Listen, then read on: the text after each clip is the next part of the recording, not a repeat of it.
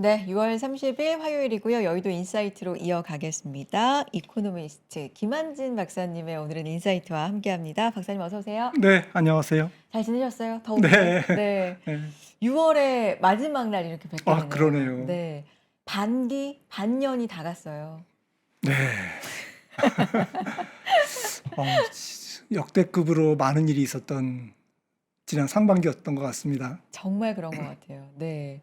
어떤 게 제일 주식시장, 금융시장에서는 반년 동안 기억이 좀 남으세요?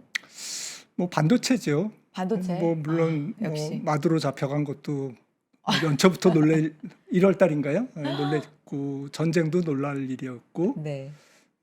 그리고 뭐 연준 뭐 의장도 뭐 예정대로 바뀌었고 뭐 여러 가지 일이 있었습니다만은 뭐 가장 큰 거는 반도체였죠. 지금 올해는 반도체의 해인 것 같습니다.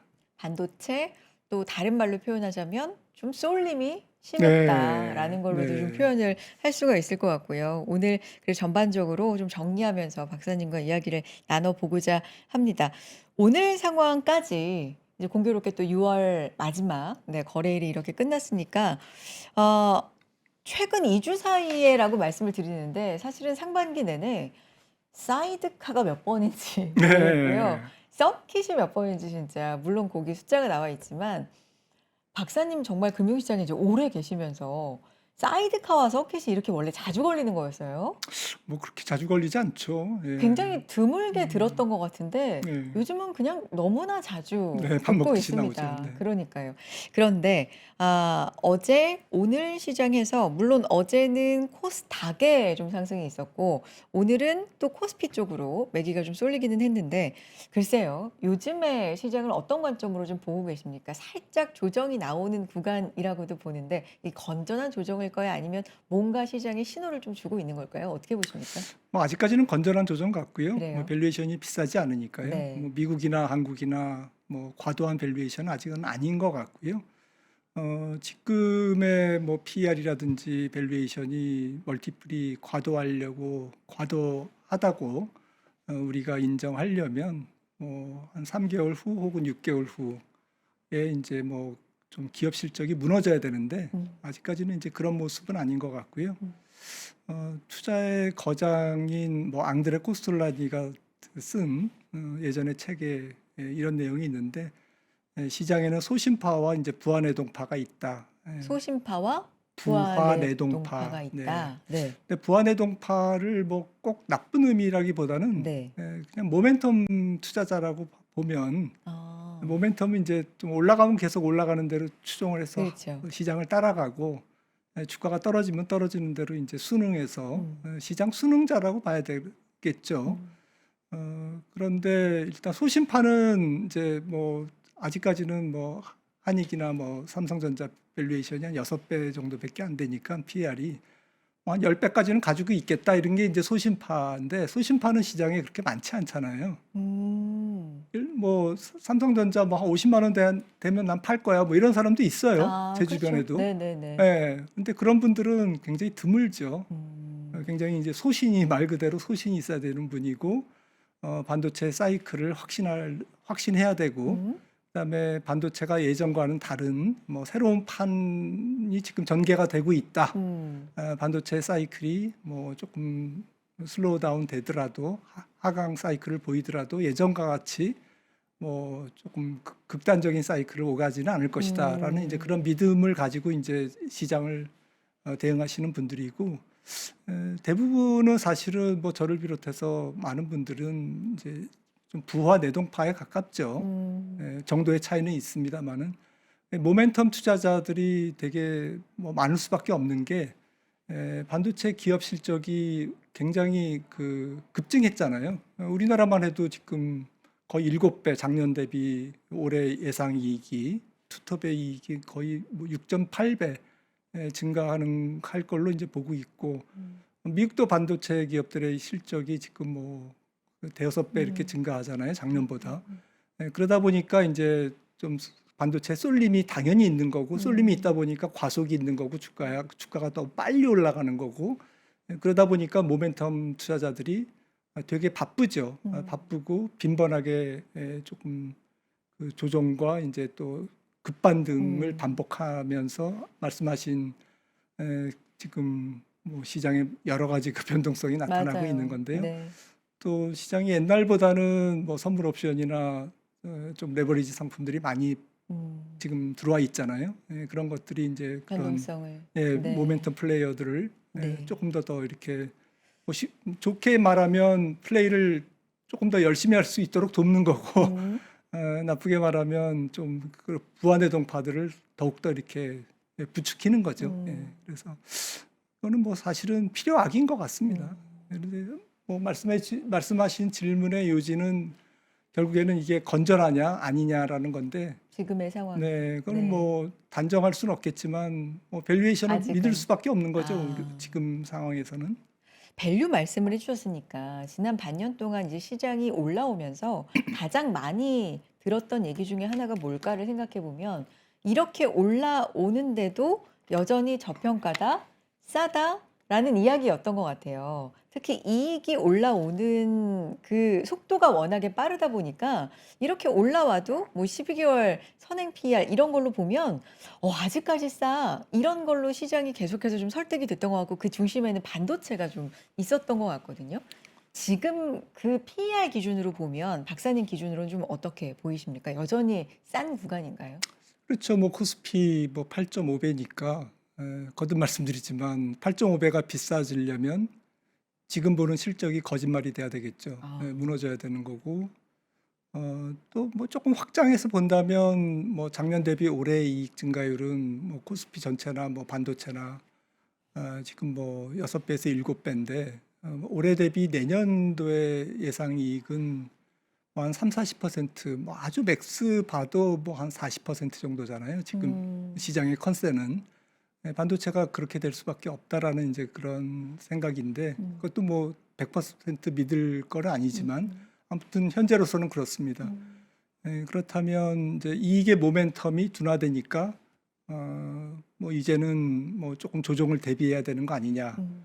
내년도에 올해보다 이익이 증가하지만 그 증가되는 모멘텀이 작년 대비 올해 증가됐던 것보다는 이제 약해지니까 이제 주가의 조정을 지금 대비해야 되는 거 아닌가. 이제 이런 얘기도 설득력은 있죠. 근데 그럼에도 불구하고 가장 많이 오르고 가장 빨리 오른 주식 혹은 뭐 반도체 섹터의 주가가 PR이 세상에서 가장 낮은, 올해 코스피가 뭐 제일 많이 올랐으니까 100% 올랐잖아요. S&P 500이 뭐 한 7, 8% 올랐을 거고 상반기 중에 나스닥이 뭐 10% 정도밖에 못 올랐을 거예요.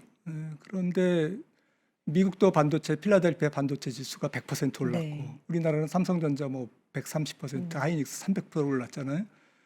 근데 가장 높게 오른 전 세계에서 그런 주식일수록 가장 밸류에이션이 싸요. 아. 지금.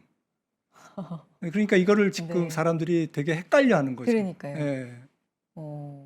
많이 그래서 올랐는데 여전히 싸다.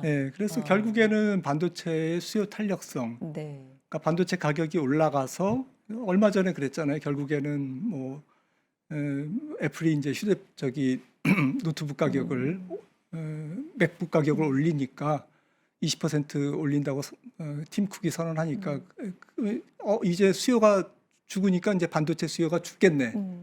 그거는 이제 소비재에 관련된 이야기고 데이터 센터도 이제 과연 그럴 거냐.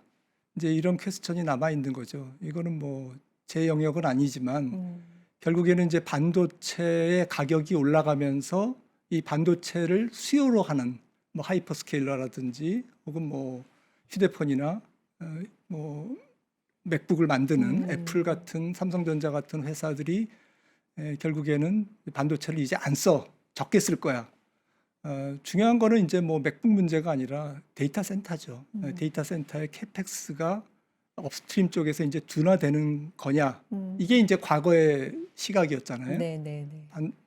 가격이 올라가면 당연히 이제 수요의 네네. 탄력성은 둔화되니까 네. 수요는 주니까. 그런데 아직까지는 그게 모를 일이에요. 아.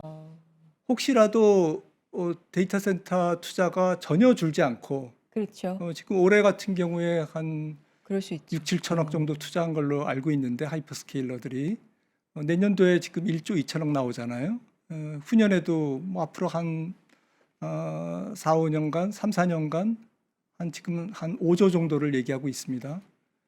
그러니까 지난 6년간에 한 5년간에 한 1조 투자했고 앞으로 한 4년간에 한 5조 투자하면 토탈 뭐 한 2030년까지 한 10년간 6조를 투자하는 건데 제가 계산해 보니까 미국 GDP가 한 30조 달러 되니까 연간 앞으로 올라가겠지만 GDP 대비 한 6조는 2%예요. 네. 그러니까 지금 10년간 AI 관련 캐펙스가 한 GDP의 한 2% 미국의 그 정도가 정말 말도 안 되는 투자냐, 과잉 투자냐 이렇게 보기는 어렵죠.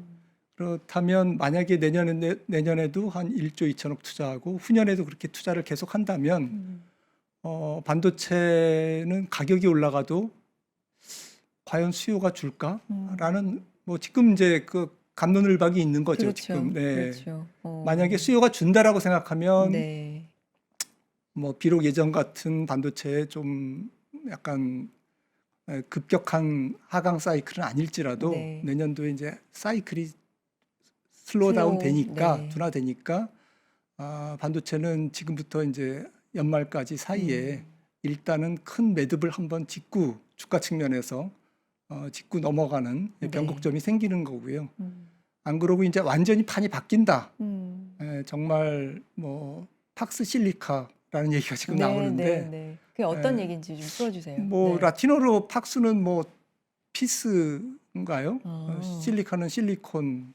그러니까 결국에는 이제 반도체를 확보해서 컴퓨팅의 헤게모니를 쥐는 기업 혹은 국가가 위너가 된다. 아. 그러니까 뭐 무조건 제일 병목이 큰 반도체를 확보해야 된다.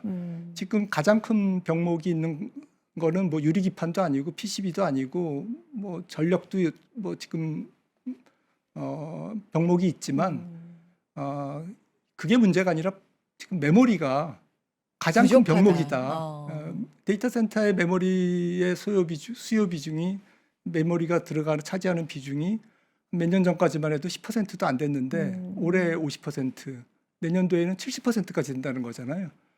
그러니까 컴퓨팅을 확보해야 되는 그 지상 과제의 가장 큰 병목이 메모리니까 만약에 긍정적으로만 본다면 내년도 반도체 기업들의 이익이 우리가 보는 지금 올해 대비 한 3, 40%, 4, 50%가 아니라 그 이상이 된다면 네. 완전히 판이 바뀌는 거고요. 근데 그거는 뭐 제가 판단할 능력이 없어서 저는 이제 일단 현재까지의 시장의 컨센서스, 네. 그다음에 반도체 전문 애널리스트들의 지금 이야기를 그냥 그대로 액면 그대로 네. 적용한다면 아직은 거품이 아니고 아. 하지만 주가의 코스피에 의미 있는 조정은 코스피를 예측한다는 게 결국에는 반도체의 지금 말씀드린 그러한 수요의 탄력성에 달려 있는 거니까요. 네. 내년도에 얼만큼 반도체 기업이 돈을 버느냐에 달려 있는 거니까 지금 애널리스트들의 컨센을 대입한다면 좀 의미 있는 변곡점은 하반기에 나올 거다. 하지만 괴멸적 하락은 아닐 거다. 아닐 것이다. 네.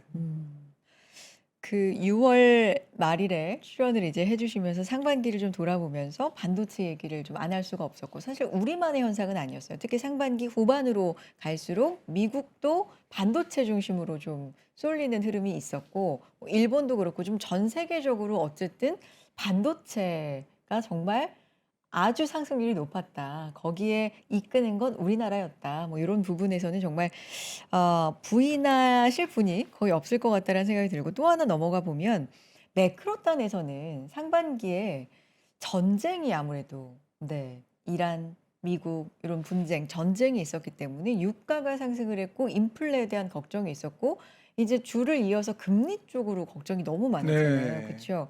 이제 박사님은 매크로단에서 또 설명해 주실 네, 저희에게 그런 필요가 있으십니다. 오늘 준비된 자료도 있는데 혹시 설명하시면서 필요하시면 좀 보여주실래요? 네, 네. 네네.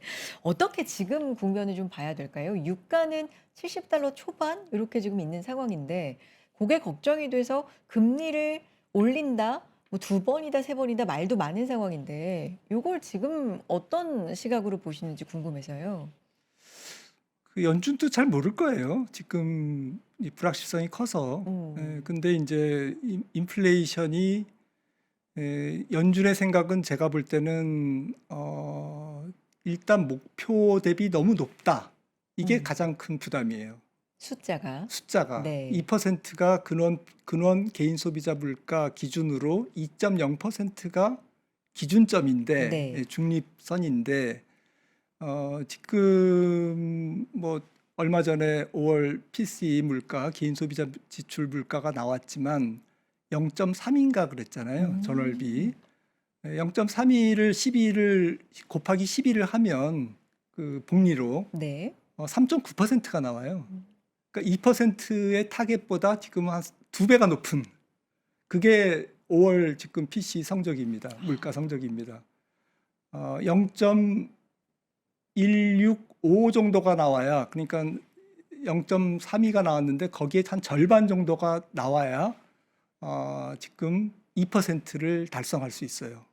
아직 그러니까 한참. 타겟이 네. 잘못됐든지 아. 타겟이 그대로 액면 그대로 2.0%를 금과 옥조 같은 기준으로 삼는다면 연준 입장에서는 당연히 지금 금리를 올려야 맞는 거죠. 그러네요.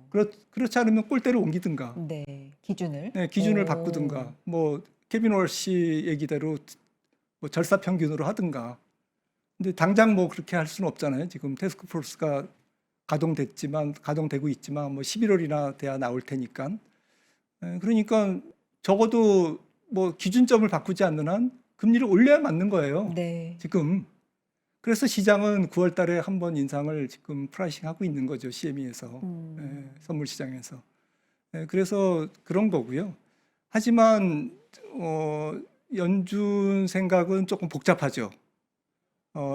저는 크리스토퍼 월러 이사가 조금 기준점이 되는 것 같아서 크리스토퍼 월러 얘기를 조금 주목해서 들으려고 해요. 아, 그러세요? 예. 최근에 뭐 어떤 얘기 의미 있는 걸 한 게 있나요? 최근은 네. 아니고 얼마 전에 이제 몇 네. 달 전이 됐지만 네네. 자기는 이제 기대 인플레이션을 중시한다. 그 얘기를 제가 한번 곱씹어 봤어요. 한번 머릿속으로 생각해 보니까 네.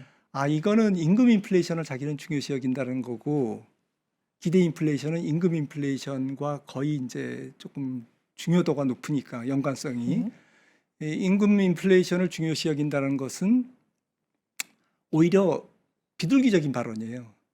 임금이 올라가면 추후에 물가가 올라갈 가능성이 네, 높다라는 그게 거잖아요. 이제 악순환이 네. 되는 거거든요. 네. 그래서 임금 더 올려줘. 네. 앞으로 물가가 더 올라갈 거니까. 네. 그래서 그렇게 임금이 오르면 또 이제 물가가 올라가고 아. 특히나 이제 서비스 물가가 네네. 올라가고 이제 이런 건데 크리스토퍼 월러 이사가 어떤 의도로 얘기한 건지는 잘 모르겠지만 어쨌든 자기는 기대 인플레이션을 굉장히 중요시 여긴다라고 얘기한 것은 음. 왜 비둘기적이냐면은 네. 임금 인플레이션은 지금 안 올라가고 있거든요. 아. 임금 인플레이션은 고용 시장이 괜찮긴 한데 고용 시장이 아주 지금 엉망도 아니고 굉장히 좋아요. 네네. 괜찮은데 네. 임금을 올릴 정도는 아니에요. 아. 지금 임금이 올라가서 그게 악순환으로 이어질 정도는 아닌 그렇게 뜨겁진 않다라는 거죠. 네네. 그러니까 자발적 이직자가 뭐 지금 300만인데 그게 한 400만, 500만이 되고 그다음에 분기마다 나오는 인플로이먼트 커스트 인덱스라는 게 있습니다. 연준이 굉장히 제일 중요시 여기는 분기 지표인데 이게 지금 뭐 올라가는 것도 아니고 지금 네. 보시면은 자료 볼까요? 네. 이게 지금 시간당 임금입니다. 다달이 나오는 네. 시간당 임금이 쭉 내려오고 있어요. 그리고 1년 기대 인플레이션이 그렇게 약간 뭐 들쭉날쭉하긴 하지만 그렇게 치솟는 상황은 아니에요. 그러니까 제가 생각할 때는 크리스토퍼 월러는 결국에는 이제 공급 쪽에서 유가가 안정되면 금리를 올릴 필요가 없다라는 이야기랑 같은 얘기예요. 저는 이제 그렇게 해석했어요. 제가 크리스토퍼 월러랑 얘기를 한 게 아니기 때문에 제가 그냥 단순히 추측입니다. 네. 그리고 연준이 지금 생각하는 것은 연준의 조금 매파들이잖아요. 매파들이 있잖아요. 그 매파들이 생각하는 것은 네. 아까 말씀드렸던 0.3 이상의 월간 지금 물가 상승률이 부담인 거예요. 네. 근데 이 부담이 어디에서 나오는 거냐? 지금 이 부담이에요. 지금 근원 PC가 코로나 이전보다 1%포인트 이렇게 높게 지금 진행되고 있어요. 아, 저 밑에 있는 빨간 점선은 코로나 예, 코로나 팬데믹 때고, 전이고요. 아, 전. 팬데믹을 네. 지나면서 엄청 물가가 올랐다가 아, 내려왔지만 이게 코로나 이전까지 내려온 게 아니잖아요. 그러네요. 여기 걸려 있어요. 이게 한 1%포인트가 높습니다. 네. 근데 왜 이렇게 높냐? 여러 가지가 이유가 있지만 네. 이게 지금 이거거든요. CPI 지수 자체예요. 지수 자체가 이렇게 확 올라갔어요. 이런 일이 별로 없어요. 이건 굉장히 심각한 일이에요. 지수 자체가 지수 CPI 자체가 그 지수 자체가 이렇게 네. 올라간 거는 연준이 올라갔나 보다 이렇게 생각할 수가 없어요. 이거는 통화당국기 입장에서는 지금 빨간 불이 들어온 거예요. 소비자 물가 지수잖아요, 저게. 네. 네, 저거 지수 지수 자체가 이렇게 올라갔다니까요. 오, 저게 굉장히 그게 이례적이다. 이거예요. 아, 근데 여러 가지 이유가 있지만 시간 관계상 가장 중요한 이유는 이거예요. 돈을 많이 풀었기 때문에 그래요. 그러니까 원죄는 재정 지출과 통화 팽창에 있습니다. 지금 MMF가 지금 뭐 왼쪽 차트인데 5조에서 지금 8조가 넘어요. 그러니까 시장이 머니마켓. 좋죠. 네. 유동성이. 그다음에 M2가 네. 광의 총통화가 지금 50% 늘었어요. 이게 지금 돌아다니고 있는 거죠. 네. 뭐 이 돈이 있기 때문에 지금 AI 투자도 하고 뭐 그런 거지만 아무튼 인플레이션에 알게 모르게 영향을 미치고 있는 거고요. 그래서 연준의 매파들은 정상적인 분들이에요. 네. 2%의 목표를 달성하기 어렵기 때문에 금리를 적어도 내리면 안 된다라고 생각하는 거고, 근데 조금 신기한 거는 3월 달에만 해도 8명이 동결을 얘기했다가 3개월 만에 9분이 한 번 이상 올린다고 지금 주장을 하고 네. 있거든요. 그것도 좀 신기한 것 같아요. 갑자기 그렇게 네, 몇 달 뭐, 만에. 네. 네. 제가 연준을 잘 몰라서 아무튼 그래요. 아무튼 현재 상황은 연준은 긴장하고 있다. 근데 긍정적인 소식도 있어요. 어떤 거예요? 왜냐하면 5월 CPI에 기름값이 7% 오르고 CPI 상승률의 거의 60%가 기름값이었거든요. 네. 근데 기름값이 내려가고 있어요. 음, 그래서 유동성 요인, 아까 말씀드린 임금 인플레이션 이런 부분들은 그냥 약간은 뭐 조금 불편을 주는 정도이지만 공급 측면, 유가 측면은 확실히 연준에게 지금 짐을 덜어주고 있는, 덜어줄 가능성이 또 높아 보여요. 앞으로 생각한 것보다는 저는 유가는 빠르게. 더 많이 네. 아래쪽으로 갈 것 같아요. 그 말씀은 사실 지금도 한때 $60대까지 내려오기도 했었고, 전쟁 전에 한 $60 중후반대였던 걸로 기억을 하는데, 거의 그 정도까지 내려왔는데 더 빠르게 안정이 된다는 말이죠. 그러니까 더 아래로? 네. 네. 왜냐하면은 이란이 수출 비중이 그래도 한 4, 5% 되거든요. 전 네. 세계에. 네. 이란이 마음대로 마음 놓고 수출할 수 있잖아요. 이제 그런. 네. 네. 그 제재가 풀렸기 때문에 우리나라에도 수출할 수 있고, 그다음에 전쟁 중에 아랍에미레이트가 오펙 플러스에서 탈퇴했잖아요. 네. 아랍에미레이트가 7.3%입니다. 전 세계 수출 비중이. 굉장히 큰 원유 공급 국가인데 지금 아랍에미레이트뿐만 아니라 오펙에 있는 혹은 여러 국가들이 공급을 지금 늘리고 있어요. 그리고 쿠웨이트 같은 나라도 조금 혹시 인프라의 타격 때문에 증산이 어려운 거 아닌가라고 생각을 했는데 지금 증산한다고 하거든요. 괜찮은가 봐요. 네네. 석유 인프라가. 그래서 이렇게 빠르게 증산이 일어나면 국제에너지기구에 따르면은 내년도에는 수요가 200만, 공급이 800만 배럴이라고 그러거든요. 네. 그러니까 만약에 전쟁이 없었으면 지금 유가가 60불 아래인 거예요. 배럴당. 전쟁 때문에 지금 $70. 네, $70 네. 내려온 게 지금 $70 네. 초반인데 그래서 이제 뭐 내년 해봤자 6개월밖에 안 남았잖아요. 그래서 인도와 중국의 수요가 크지 않기 때문에 제가 볼 때는 국제 기름 시장은 공급이 우위인 시장 같아요. 네. 그 하반기에는 이제 공급이 더 우위인 시장으로 갈 것 같아요. 물론 이제 전략 비축유에 대한 이제 재충전 수요라든지 또 에너지 인프라의 문제라든지 여러 가지 이제 조금 유가를 천천히 떨어뜨리는 요인도 있죠. 있지만 그래도 시간은 뭐 유가가 하락하는 쪽에 조금 편일 것 같아요. 아.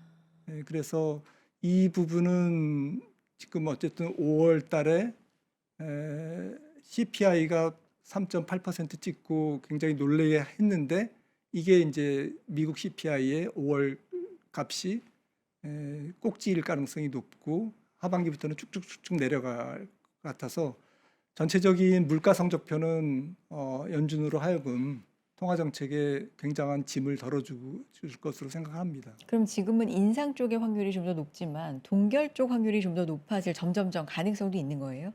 그러니까요. 어. 그래서 동결할 수도 있을 것 같아요. 네. 확률이 아주 높지는 않지만 저는 약간 동결 쪽에 가깝게 보고 싶어요. 어. 예. 그 결정적인 이유는 말씀하신 유가, 공급이 늘어난다. 네, 그리고 네. 임금 인플레이션이 아. 2022년하고는 다르다. 2022년에는 임금 인플레이션이 계속 물가를 악순환시켰거든요. 이제 이게 조금 굉장히 중요한 이유고, 그 다음에 하반기로 갈수록 경기가 약간 둔화될 요인이 많아요.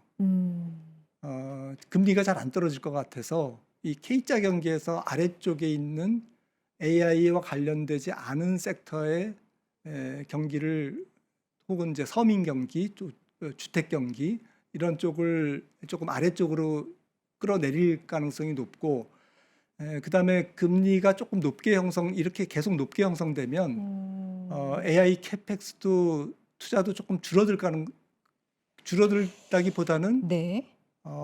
약간 그렇게 무조건 우상향하기는 좀 어려울 것 같아요. 박사님 그러면 지금은 일단 인상 가능성이 좀 더 높은데 지금은 왜냐하면 물가도 높게 나오고 그러니까요. 근데 지금 박사님 말씀 들어보면 아까 그런 이유로 동결 가능성도 조금씩 높아질 가능성이 이제 가면서 시간 지나면서 네. 있고 어쩌면 경기 둔화가 될지도 모른다. 침체까지는 아니고 둔화 쪽으로 갈지도 모른다. 그럼 요거는 선제적 인하의 요인이기도 하잖아요. 그러면은 지금 인상과 동결과 인하 방향이 다 열려 있는 거예요? 다 열려 있는데 이제 기간별로 좀 잘라봐야죠. 올해까지는 고용 시장이 아슬아슬한 균형. 네. 그다음에 유가는 내려가는데 그래도 임금 인플레이션이 방해를 하지 않는. 그래서 인플레이션이 낮아지기는 하지만 표면적으로 근원 인플레이션이 그렇게 크게 떨어지지는 않는. 그래서 연준이 아무것도 할 수 없는 네. 이제 그런 상황이 이제 올해까지고, 아. 올해를 지나서 매크로 환경이 어떻게 될지는 모르겠지만 제가 가장 확률적으로 높게 보는 그 시나리오는 오히려 경기가 조금 둔화되는 쪽으로 방향이 잡힐 거다.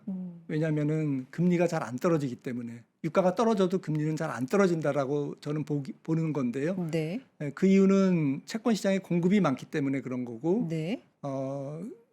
물가가 그냥 연준으로 하여금 당장 금리를 올리도록 압박하는 정도가 아니지 여전히 높거든요. 네. 여전히 3% 이상의 CPI는 높은 CPI입니다. 그래서 장기 금리가 그렇게 안 떨어진다라는 거죠. 장기 금리가 안 떨어지다 보면 결국에는 이 금리가 경기를 계속 건드리는 거죠. 안 좋은 쪽으로. 네. 주택 경기도 건드리고 소비 경기도 두드리고 또 취약한 경제 주체들의 연체율도 올라가게 만들고, 그다음에 아까 말씀드렸던 데이터 센터 투자도 지금은 작년까지만 해도 재작년까지만 해도 벌어들인 캐시플로우 안에서 투자를 했는데 네. 지금은 온갖 기업들이 뭐 돈 많은 기업들조차 회사채를 발행하잖아요. 네네. 내년도에도 그렇게 발행하려고 하는데 금리가 높으니까 수요가 조금 안 따라오는 거죠, 채권 수요가. 그래서 뭐 채권 발행이 조금 안 좋아진다든지 이러면서 약간 데이터 센터의 캐펙스에 대한 자본 조달에서 약간 이게 문제가 한두 개씩 생기기 시작할 것 같아요. 그러다 음. 보면은 뭐 예를 들어서 오라클이라든지 조금 체력이 안 좋은, 재무적 체력이 안 좋은 뭐 AI 기업들은 힘들겠죠. 그리고 이제 차원 발행도 계속 약간 뻐걱거리고 그러다 보면 결국에는 이 금리가 경기를 건드릴 것 같아요. 그게 내년. 음. 그래서 당장 금리가 경기를 건드려서 연준이 금리를 내릴 정도가 되느냐. 네. 제가 볼 땐 그렇게 거기에는 시간이 필요할 것 같아요. 그래서 올해는 네, 아니고. 올해는 네. 그래서 동결로 그냥 동결을 하거나 네. 올릴 거야 올릴 거라 그러면서 조금 뭐 올리지 않은 가능하면 올리지 않는 음. 방향으로 가겠죠. 음. 워시가 그렇게 가는 게 올해. 음. 내년도에는 애매한데 하면서 이제 내년 중반 정도 넘어가면서는 금리 내려야 되는 거 아니야 이제? 음. 오히려 선제적으로라도 뭐 이런 얘기가 나오는 게 이제 내년 이맘때가 음. 아닐까. 참 내년이라고 하면 그렇게 긴 시간은 아닌 것 같은데 요 안에도 뭐 인상, 동결, 인하 요 가능성이 다 지금 네. 있는 상황이네요. 그래서 투자자 오. 입장에서는 그래서 오늘 제가 드리는 말씀을 한 네. 귀로 듣고 한 귀로 흘리시는 게 좋을 것 아니 같아요. 왜요? 아니 그것보다는 훨씬 중요한 게 있으니까요. 어떤 거요? 아까 처음에 말씀드렸던 반도체의 반도체. 가격 탄력성. 아. 반도체 가격이 올라가는데 그게 반도체 수요를 얼만큼 둔화시킬 건지 네. 아니면 오히려 더 반도체 가격 올라? 내가 더 확보할 거야. 이렇게 갈지. 그러니까 올해는 작년보다는 하반기는 상반기보다는 조금 매크로에 더 신경을 써야 되는 구간이기는 하지만 음. 여전히 올해 전체적으로는 저는 마이크로한 장세라고 봅니다. 반도체나 이렇게 네. 산업에 좀 더 네. 집중하는. 네. 올 연초에 제가 3프로 TV 아침에 출연했을 때 네. 올해는 매크로 많이 보지 마세요라고 얘기를 근데 했거든요. 실제로 매크로를 좀 잘 안 보는 장세가 됐어요. 기업 실적이 모든 네. 걸 다 씹어먹고 있기 때문에 그렇습니다.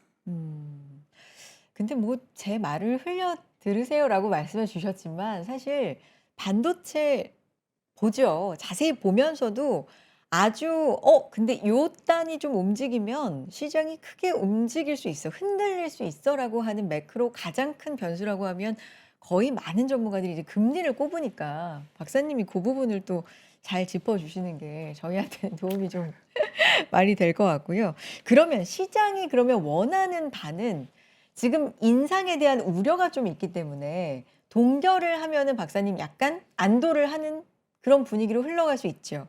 근데 경기가 둔화가 돼서 이유에 따라 좀 다를 것 같은데 둔화가 돼서 인하를 한다고 하면 요것도 시장이 그렇게 반기는 바는 아닐 것 같은데 베스트 시나리오는 뭐예요, 그러면? 증시에?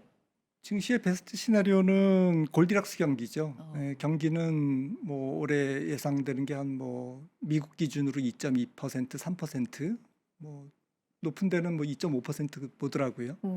너무 높으면 금리가 올라가니까 뭐 인상을 또 할 수 있는 거고요. 그러니까 안 좋은 거고요. 성장률이 그냥 적당하면 좋아요. 지금은 네. 성장률 가지고 주가가 가는 게 아니거든요.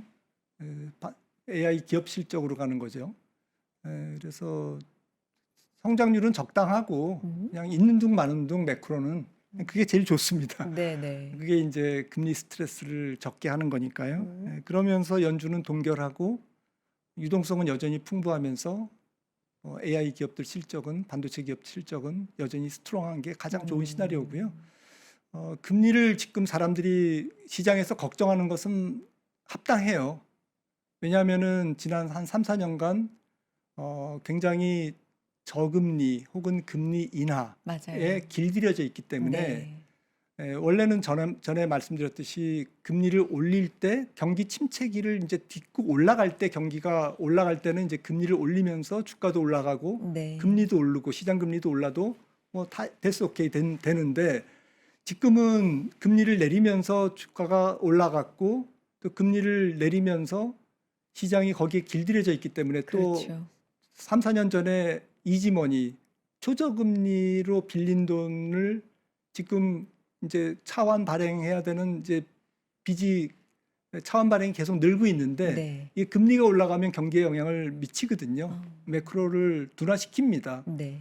그래서 메인스트리트 그렇고 또 금융시장, 자본시장도 그렇고 금리 인상은 조금 역실적 장세의 신호탄일 수 있어요. 역실적 장세라 역금융 장세. 역금융. 예, 네. 금리가 올라가면서 주가가 박살나는 거죠. 근데 지금 밸류에이션이 높지 않기 때문에 한 번에 박살이 안 나요. 금리가 올라가도. 금리가 어지간히 많이 오르지 않으면 지금 밸류에이션이 아주 허황되게 높지 않기 때문에 한 방에 박살 안 난다고요. 음. 그런데 여기서 밸류에이션은 더 높아지고 예를 들어서 코스피가 뭐 12,000 가고 그럼 PR이 한 12배 되겠죠. 음. PBR이 2.0에서 한 2.3배, 5배 가고 미국도 뭐 S&P가 9,000 가고 이러면 부담이잖아요. 네. 그런 상태에서 금리가 올라간다? 시장에 충격을 주죠. 역시 역금융 장세의 신호탄이 되기에 충분하기 때문에 시장이 주식이, 금리 네. 인상을, 금리 상승을 두려워하는 것은 맞아요. 네. 지금은. 그러니까 한편으로는 네. 네, 계속 반도체 보고 그 다음 타겟 또 올라갈 섹터는 뭔가 보고 뭐 실적 보고 이런 것 굉장히 중요하지만 한편으로는 금리에 대한 주시도 해봐야 되는 건 당연한 거다라는 네. 말씀이신데 박사님 요거 좀 여쭤봐도 돼요? 이렇게 마칠 시간이 좀 거의 다 돼가는데 상반기 좀 정리를 하면서 또 살펴봐야 될 것 중에 하나가 저는 환율인 것 같아요. 오늘도 달러원 환율이 1,550원을 이제 넘어서는 흐름. 엔화도 마찬가지로 약세를 지금 보이고 있거든요. 그러니까 원화와 엔화가 좀 동조화되면서 최근에 약세를 보이고 있는데 이게 달러가 강세가 되는 것에 비해서 약세되는 폭이 좀 크다라는 의견도 있고 이게 조금 길게 이어지다 보니까 진짜 그야말로 뉴노멀이 아니냐. 그리고 이게 외국인 수급엔 어떤 영향을 주고 있는지 뭐 이런 부분들이 다 좀 연결이 돼 있는 것 같아요. 어떻게 볼까요? 뭐 미스테리죠. 뭐 어. 사실 뭐 펀더멘탈하게 보면 뭐 경상수지라든지 네. 이런 부분들은 워낙 강세를 충분히 정당화하기에 충분한데 네.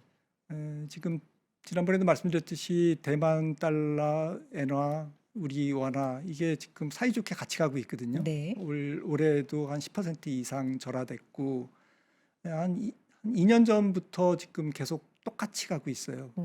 그리고 올해 똑같이 가는 이유가 두 가지인데 하나는 작년에 트럼프가 얘기한 대미 전략 투자.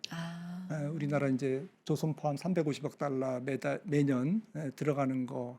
그것 때문에 기업들이 원화를 미국의 투자를 계속 그 열려 있기 때문에 네.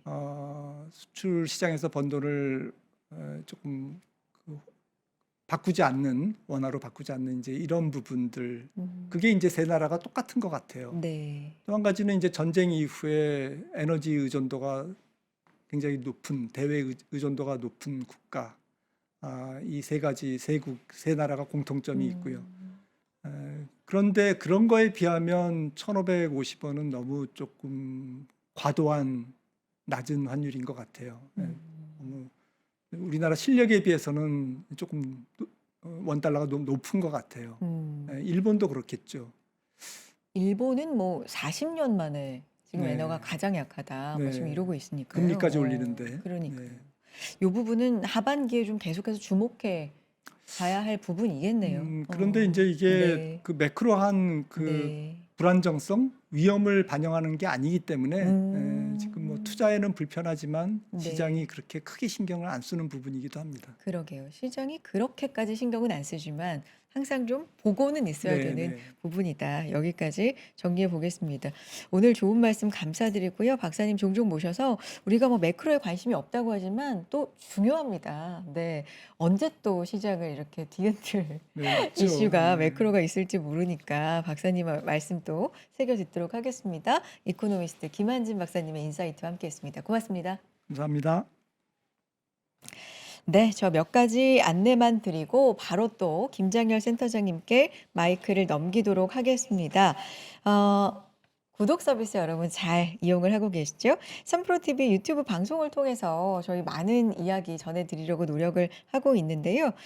그럼에도 이 방송을 통해서 다 담지 못하는 이야기를 구독 서비스 통해서 만나보실 수 있습니다. 박병창 대표님, 김장열 센터장님, 장호진 대표님, 박명석 큐레이터님, 이건희 대표님 이렇게 훌륭한 강사진의 날카로운 시황 분석 교육 준비를 하고 있습니다. 배운 자가 시장에서 살아남는다. 뭐 이런 얘기는 계속해서 드리고 있죠.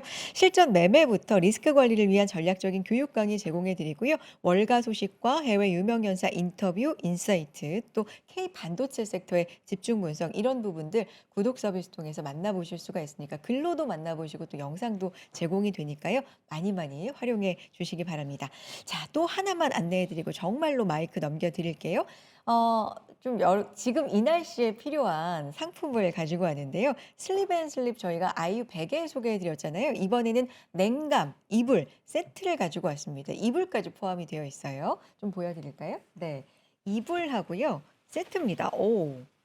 커요. 그래서 이거를 어떻게 보여 드릴지 굉장히 네. 넉넉한 길이, 넉넉한 크기의 이불인데요. 슬림앤슬립 냉감 이불과 패드와 베개 커버까지 세트로 이렇게 세 종으로 구성이 되어 있습니다. 가격은 SS 사이즈가 199만 9천 원이고요. 퀸이 21만 9천 원, 킹이 23만 9천 원으로 이렇게 구성이 되어 있어요. 근데 할인 가격 보시면 최대 54% 할인된 가격으로 구성을 해왔고요. 여름 냉감 친구입니다. 요즘에 이불 덮으실 때, 진짜 너무 더우면 잠이 안 오잖아요. 그리고 냉감 찾으시는 분들 굉장히 많으신데, 슬립은 냉감이면서도 부드러운 소재이면서도 마냥 차가워서, 너무 차가워서 못 자겠다 정도가 아니라 딱 잠자기에 좋은 온도로 맞춰드리게 그렇게 연구를 또 했다고 하니까 핫들 찬스 꼭 이용해 보셨으면 좋겠습니다. 자, 핵심 포인트는 세 가지의 압도적인 시원함입니다.